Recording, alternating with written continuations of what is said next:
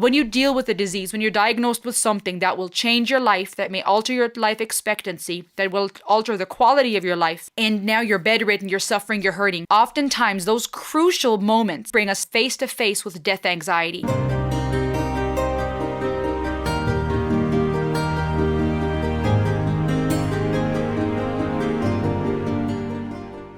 When you deal with a disease, when you're diagnosed with something that will change your life, that may alter your life expectancy, that will alter the quality of your life, and now you're bedridden, you're suffering, you're hurting, oftentimes those crucial moments bring us face to face with death anxiety. Now, different things in life can bring that about. It can be a death of a loved one, divorce. It could be things like a heavy dream, life-altering event, something traumatic, or a diagnosis of sorts. Oftentimes, it's those key moments in our life that will evoke death anxieties and existential fears. Now, we all have them to some degree, and it manifests in different ways. Some people don't want to deal with it at all. They are in denial, or they look for comfort in faith. They don't even deal with death anxiety and fear. It's just all about the life after and heaven or whatever afterlife they believe in. You have those who defy death, try to defy it.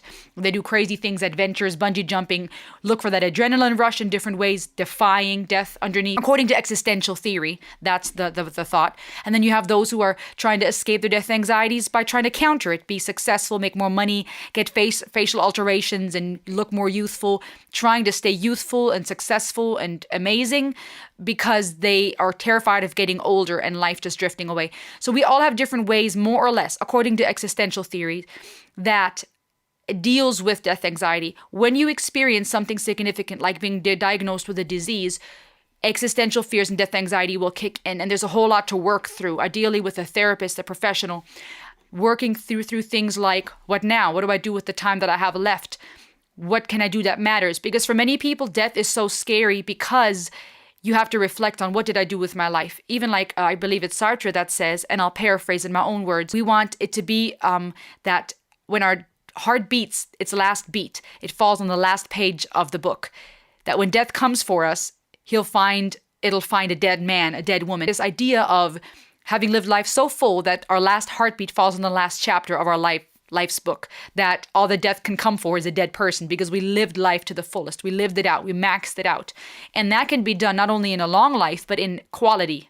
It's not always even just quantity, it's quality. And with that, do something that matters, to feel like you matter. And talk about an internal struggle when those voices inside your head, these lies we struggle with, or the dark side of things we struggle with, when that wants to take over and tell us, you're the sheep, I'm the shepherd, it's not your place to lead me.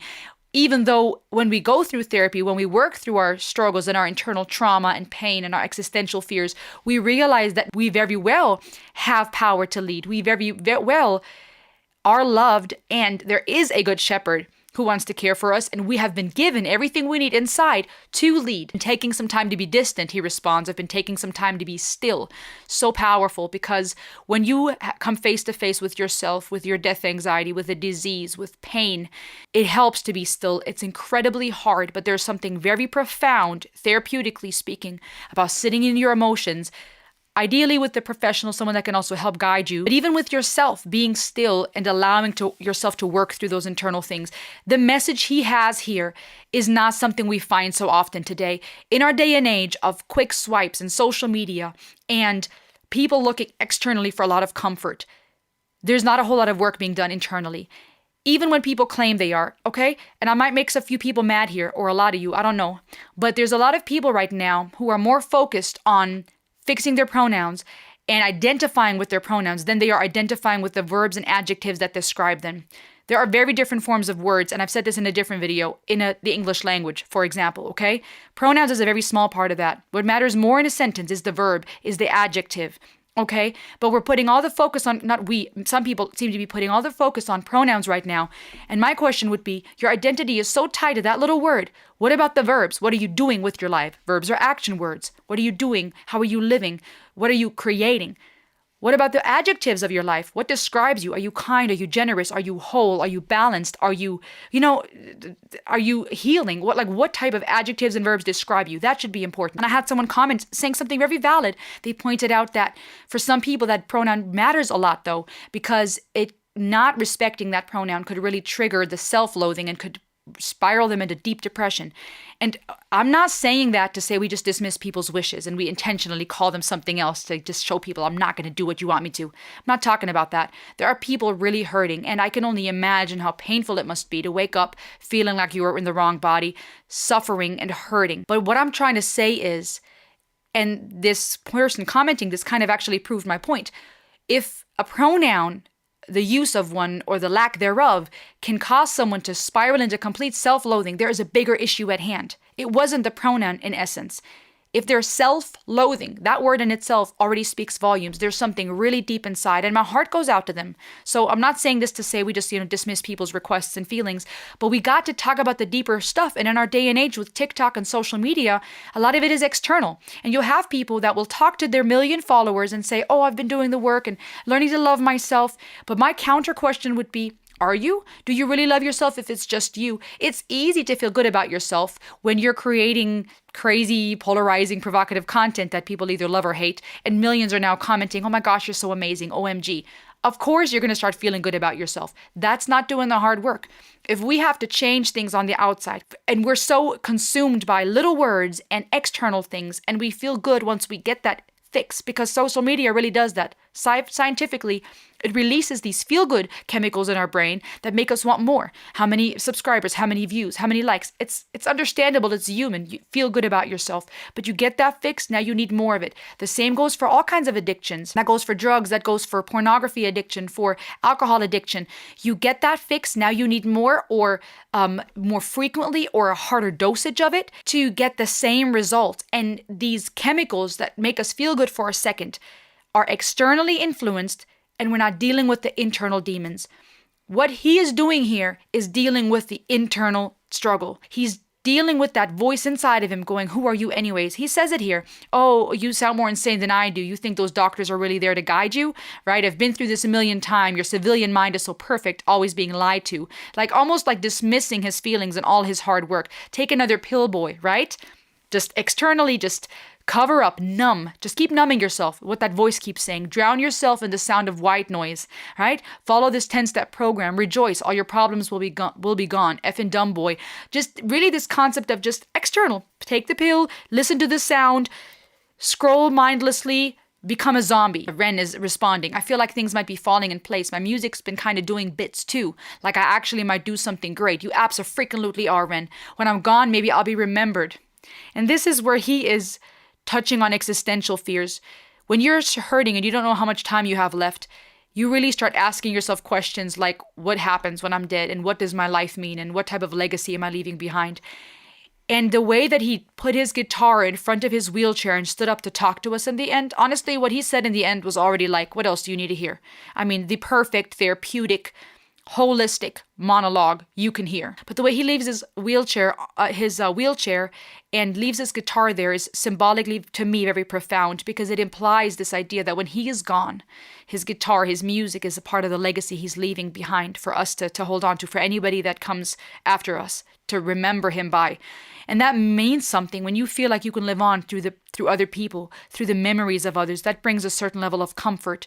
Even professors and psychologists, psychotherapists like Dr. Yalom, who bases a lot of his work and gets a lot of inspiration from philosophers like Epicurus, they say, there's the remedy is in having happy and wholesome memories. It's not in just hedonistic looking for pleasure everywhere, right? People will try to defy their death fear with that too. Let's just go crazy and go party and not deal and just fun, right? To max out on life.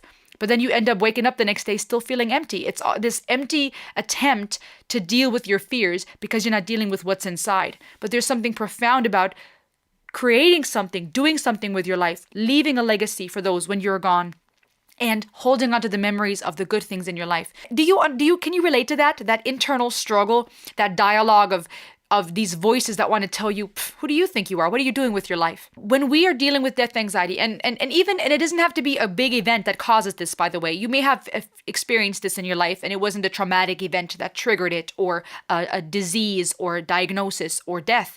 It may just be moments in our day-to-day life where we're going, what am I doing with my life? You see other people succeeding or not, and you go, what am I doing?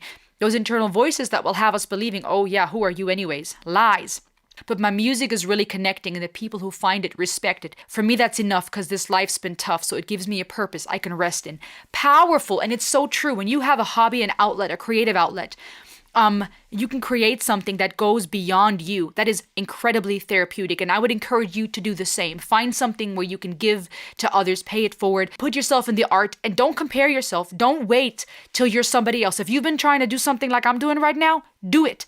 Put up your phone, just start recording. Don't wait and compare yourself and go, oh, I'm never going to be like him or her, or, oh, I can't sing like that. I struggle with those lies and insecurities. We've got to shut that voice up, create. You were made to create. You were made for greatness. You are special. My friend, I'm talking to you right now, and I need you to hear me.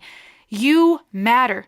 The space you fill when you enter a room matters. Your voice, the things you have to say, your life story, the crap you've been through matters. And wherever you are on this journey, none of us know when it's our time to go.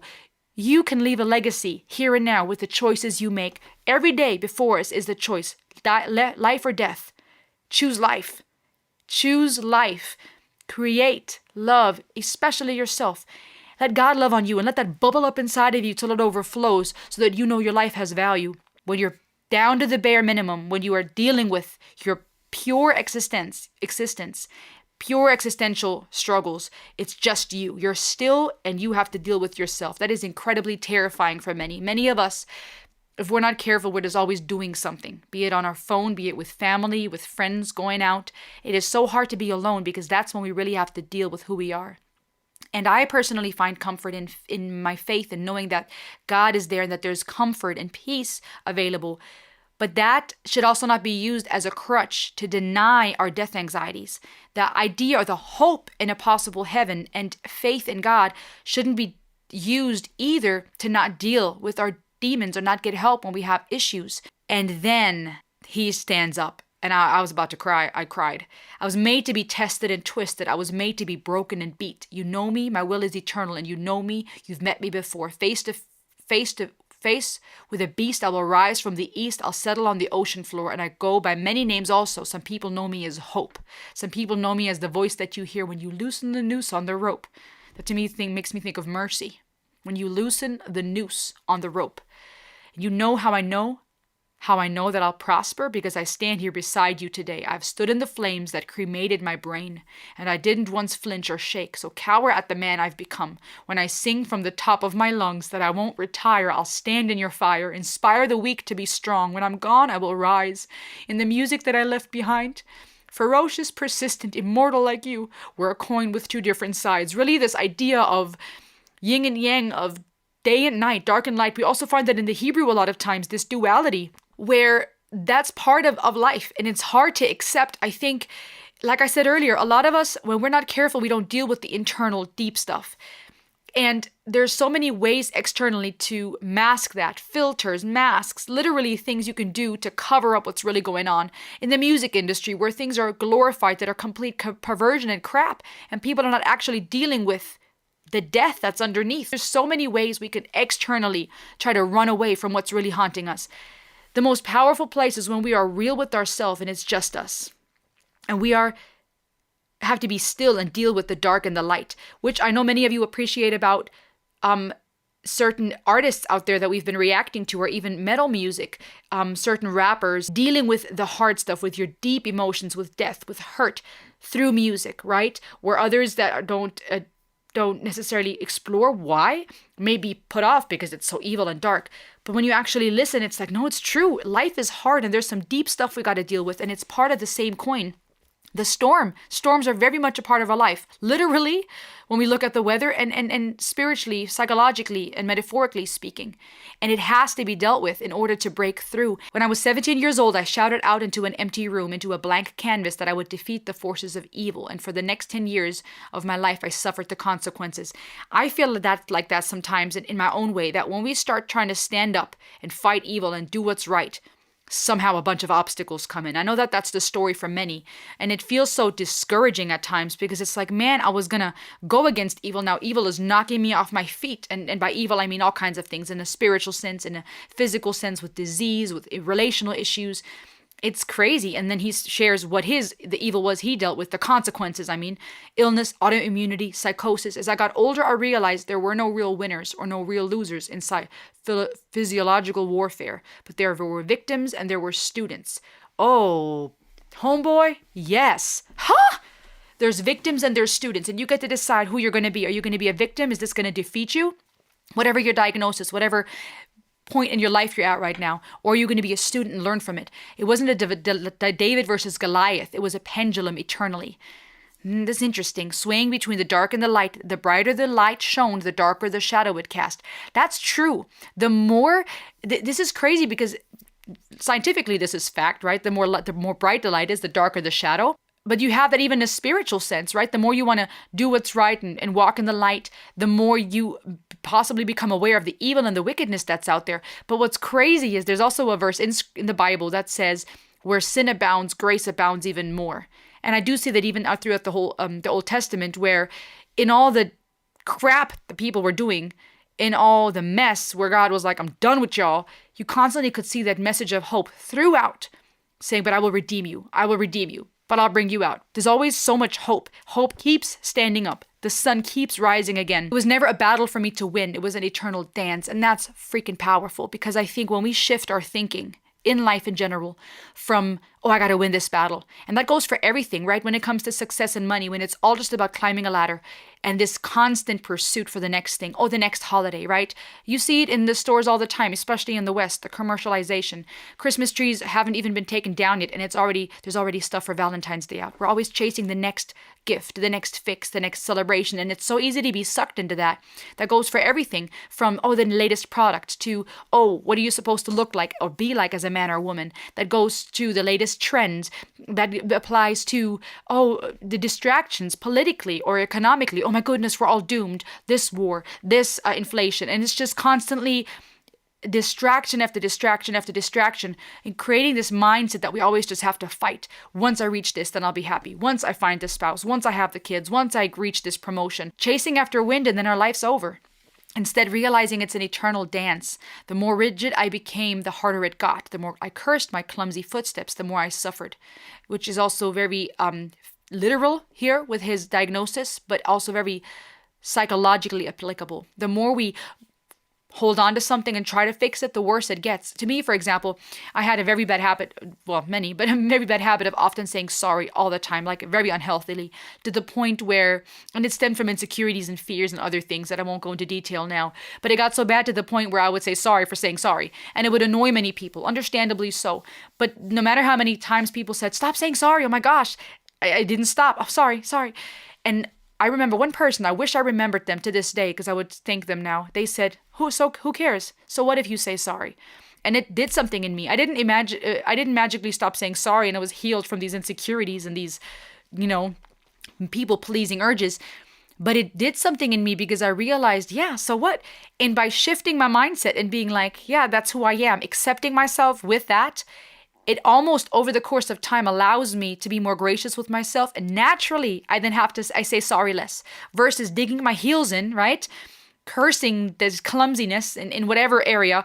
And now I suffer even more because I'm obsessing about it even more. And that goes for many things. People that have OCD, can relate to that. The more we obsess about it, the more our neurological patterns in our brain are reinforced because we're thinking that the neurons are firing and these patterns are being reinforced in our mind. That goes for muscle memory too, right? The more you do something, it becomes habitual.